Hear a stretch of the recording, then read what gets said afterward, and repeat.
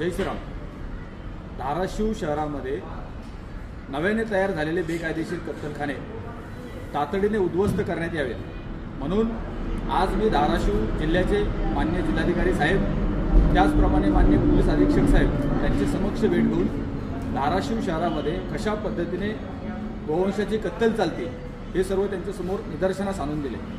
यावेळी सकारात्मक चर्चा प्रशासनासोबत झाली आणि प्रशासनाने आम्हाला शब्द दिलाय की आम्ही तातडीने लवकरात लवकर सर्व बेकायदेशीर कत्तलखाने उद्ध्वस्त करू।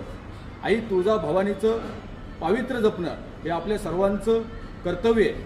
माझी धाराशिवकरांना विनंती आहे की आपण देखील गोवंश हत्या मुक्त धाराशिव करण्यासाठी सर्वांनी या मोहिमेमध्ये सहभागी व्हावं। आई तुळजाभवानीची शपथ घेऊन सांगतो की धाराशिव शहरातील सर्व बेकायदेशीर कत्तलखाने मुळासकट नष्ट केल्याशिवाय शांत बसणार नाही। धन्यवाद। जय श्रीराम, जय गोमाता, जय भवानी।